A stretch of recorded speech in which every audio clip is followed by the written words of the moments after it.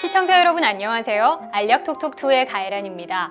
요즘 차고 건조한 날씨로 피부 때문에 고민이신 분들 많으시죠? 그래서 오늘은 겨울철에 발생할 수 있는 대표적인 피부 질환, 가려움증, 건선, 안면 홍조에 대해서 자세히 살펴봅니다. 피부과 전문의 김원석 선생님 모셨습니다. 안녕하세요. 네, 안녕하세요.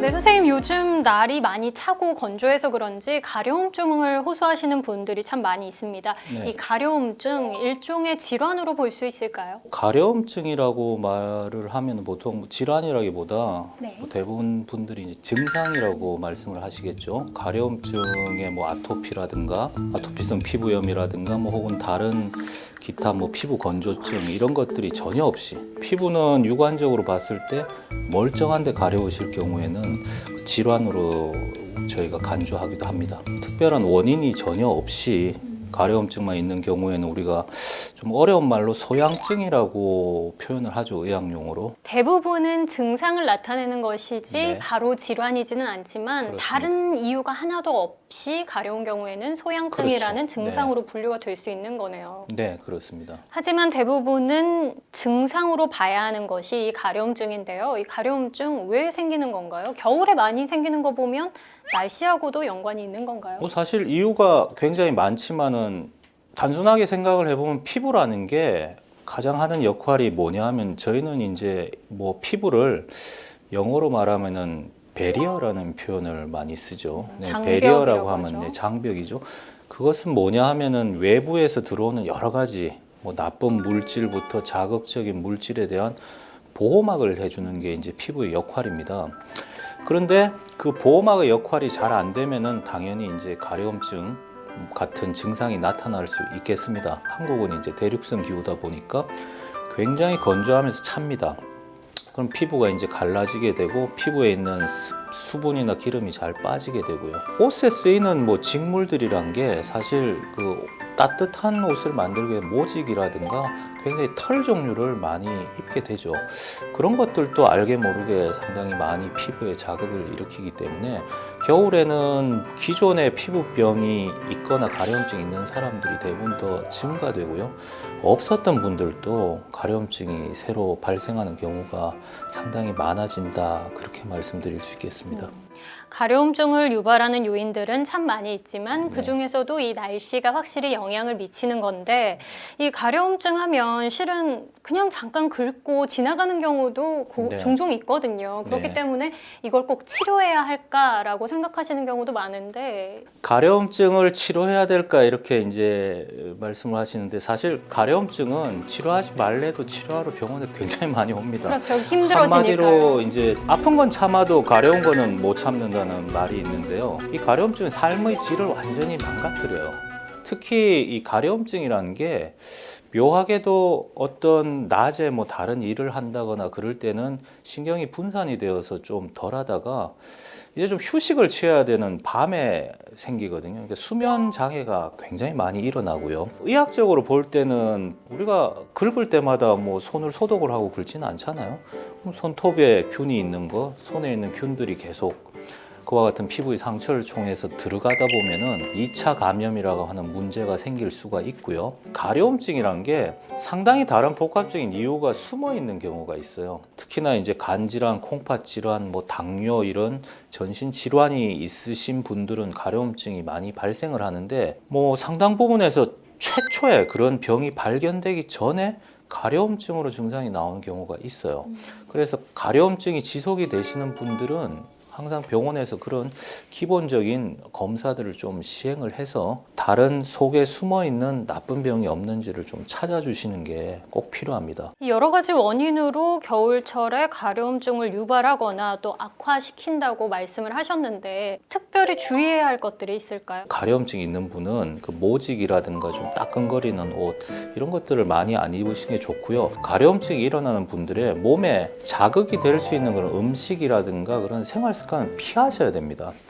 대표적으로 음식 중에서는 우리가 신경을 많이 자극하고 또 혈관을 확장을 시키는 알코올, 술, 커피 종류라든가 매운 음식 뭐 이런 것들은 피하시는 게 아주 중요하겠고요. 그 다음에 이제 한국에서는 또 독특한 이제 목욕 습관이 있어요. 한국인들은. 때를 밀죠. 네, 때를 밀고 그 다음에 찜질방 문화. 정신 건강에는 굉장히 좋은 것 같아요. 저도 뭐 아주 좋은데 피부과 의사 입장에서는 결코 이게 찬성할 수 없는 습관들이거든요. 피부과학적으로 봤을 때는 그런 목욕을 오래 한다거나 너무 뜨거운 곳에 노출을 피부를 많이 시키는 것은 굉장히 안 좋습니다. 마취 효과랄까요? 피부를 약간 마비시켜서 가려움증을 일순간 제거하는 효과만 있을 뿐 거꾸로 보면 피부는 계속적인 손상이 일어나서 가려움증이 더 증가되기 때문입니다. 그리고 무엇보다 이제 보습제 같은 거, 보습제를 갖다 꼭 발라주는 게 가장 이제 중요한 것 같아요. 그렇다면은 좀 피부 건강에 도움이 되는 목욕법 어떤 것이 있을까요?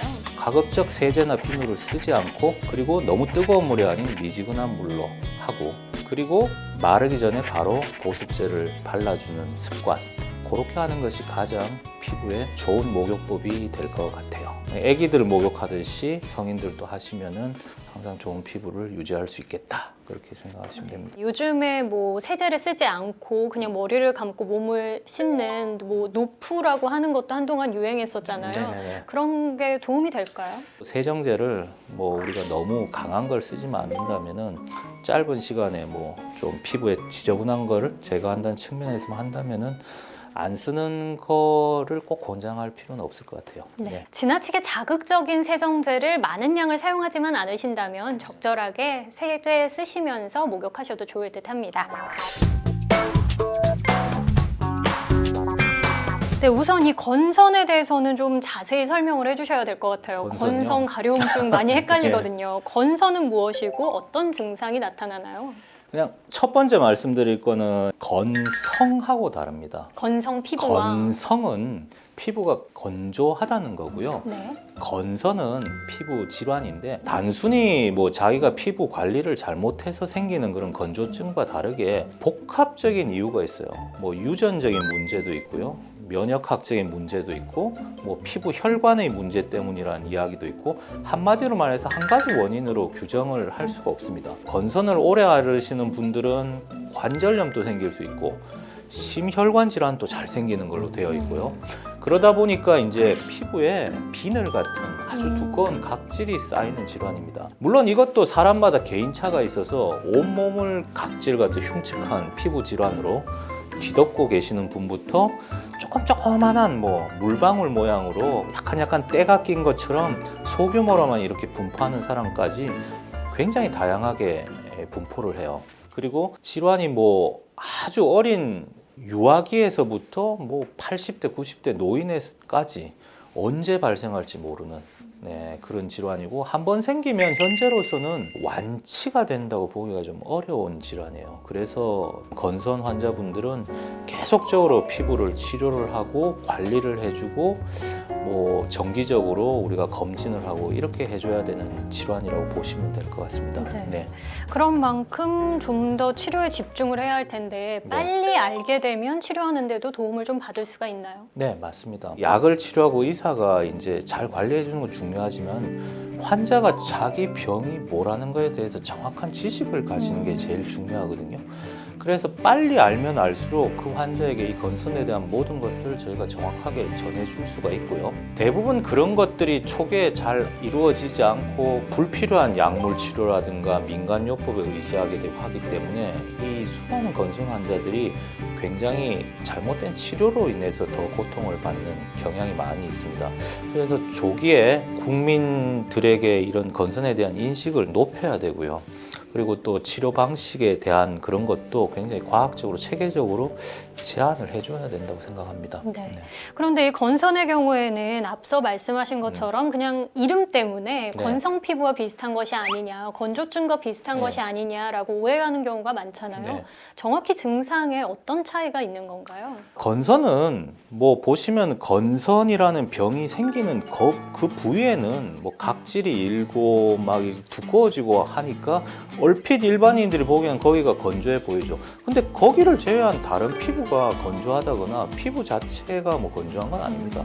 그 피부에 이 염증 세포라든가 혈관이 광범위하게 이상이 와요. 면역학적 이상, 우리가 의학적으로 지금 아직까지 규명을 할 수 없는 혹은 뭐 유전적인 문제 이런 걸로 생기는 거기 때문에 건조 피부염이랑 완전 달라요. 건조 피부염은 한마디로 말하면 자기가 좀 관리를 잘하면 극복을 할 수 있는데 건선은 뭐 그런 걸로 극복을 하기보다는 치료를 해야 되는 정말 완벽한 질환이죠. 완벽한 질환이라고 보시면 됩니다. 네. 네.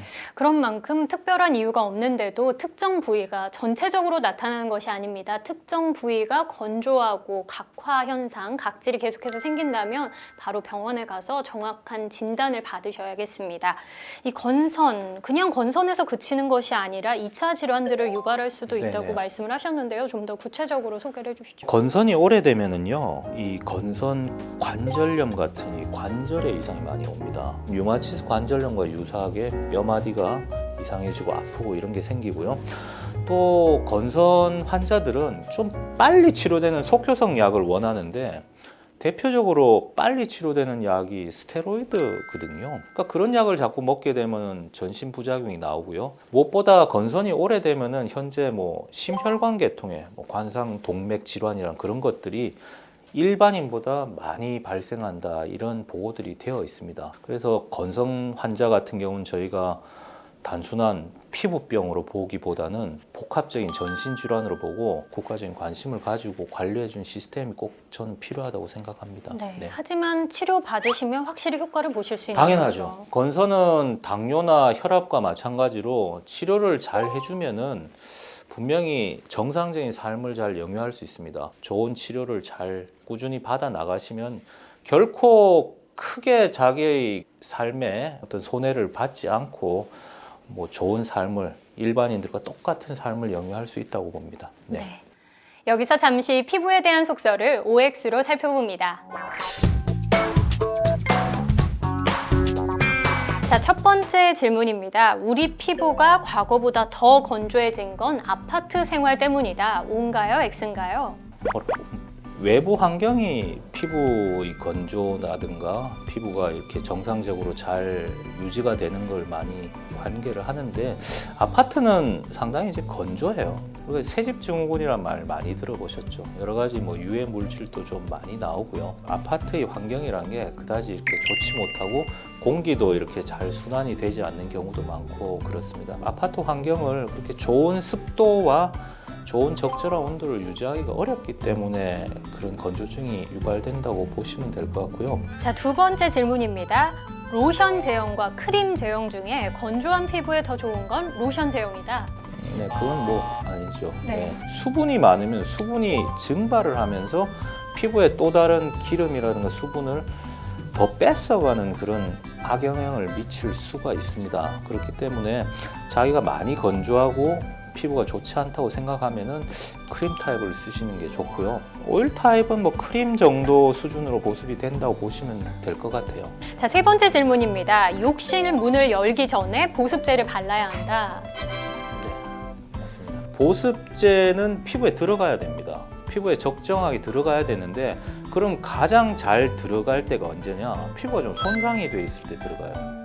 한마디로 말하면 젖어 있거나 뭔가 이렇게 긁었거나 그 젖어 있으면 물기가 있으니까 피부가 보습제를 발라줬을 때 그걸 따라서 잘 투과가 될 수 있어요.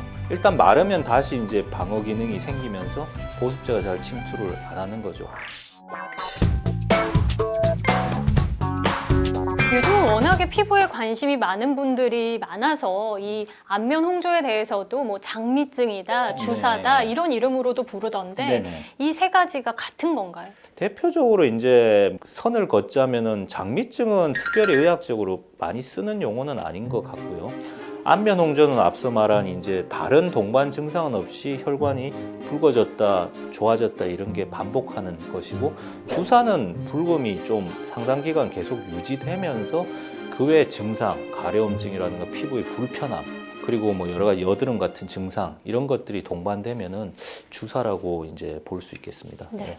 이 안면 홍조는 정확한 원인은 없는 건가요? 네, 특별히 이제 잡히는 원인은 없습니다. 하지만 그래도 여러 가지 좀 밝혀진 원인을 보면은 그 갱년기나 이런 데 이제 안면 홍조는 대표적인 증상 중에 하나잖아요. 그럼 폐경 전후로 이런 얼굴 화끈 그림이나 안면 홍조가 있으신 분들은 분명히 그 호르몬의 어떤 이상이 있단 말이에요. 또 안면 홍조가 있으시는 분들이 또 그게 악화되는 그런 요인들이 있어요. 술이라든가 커피나 이런 신경 자극 물질들 이런 것들을 복용을 했을 때 분명히 악화되는 거 보면은 우리가 어떤 특정 음식, 뭐 신경 조절 물질 이런 것들이 원인이 된다고는 추정을 합니다. 그래도 이 안면 홍조 예방하는 방법이나 혹은 잘 관리하는 방법은 없을까요? 네, 말씀드린 대로 이제 안면 홍조 때 뭐 여러 가지 뜨겁고 매운 음식 같은 뭐 열을 일으키는 행위라든가 뭐 술을 자주 마신다든가 이런 걸 피해야 되겠고요. 이 안면 홍조가 있는 분들은 좀 자기 몸에 어떤 다른 이상이 있는가를 좀 체크를 해보셔야 돼요. 그리고 무엇보다 이제 좀 가장 큰 원인 중에 하나가 여러 가지 심리적 요인, 스트레스가 이게 또 굉장히 중요합니다. 항상 스트레스를 받지 않기 위해서 스스로 이제 마인드 컨트롤, 피드백 같은 그런 식으로 하시는 게 꼭 필요하다고 생각합니다. 네, 차고 건조한 날씨는 물론이고 이 초미세먼지와 스모그 때문에도 피부가 영향을 많이 받는데요. 겨울철 우리 피부를 잘 지키는 방법 어떤 것이 있을까요? 스모그나 있을 때는 역시 뭐 호흡기의 문제뿐 아니라 이렇게 마스크를 쓰고 하는 것이 굉장히 이제 중요합니다. 그렇게 함으로써 이렇게 묻는 게 확실히 이제 오염 물질이 바로 피부에 흡수되거나 묻는 걸 막을 수 있고요. 집에 이제 그런 날은 돌아오시면 머리도 감고 목욕을 가볍게 잘 해주셔야 되고요. 뭐 해독이란 측면에서 피부에 좋은 그런 뭐 음식도 좀 섭취를 하시고, 그리고 보습제나 선크림 같은 경우는 단순하게 뭐 자외선만 차단하는 게 아니라 미세먼지나 이런 것도 그런 거에서 좀 프로텍션을 할 수 있으니까 그런 제품들을 적절히 잘 쓰시는 게 아주 중요할 거라고 생각합니다. 네. 네.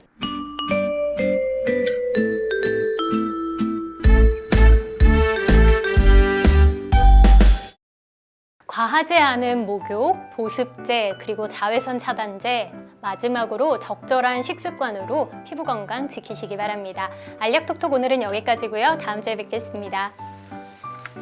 수고하셨습니다.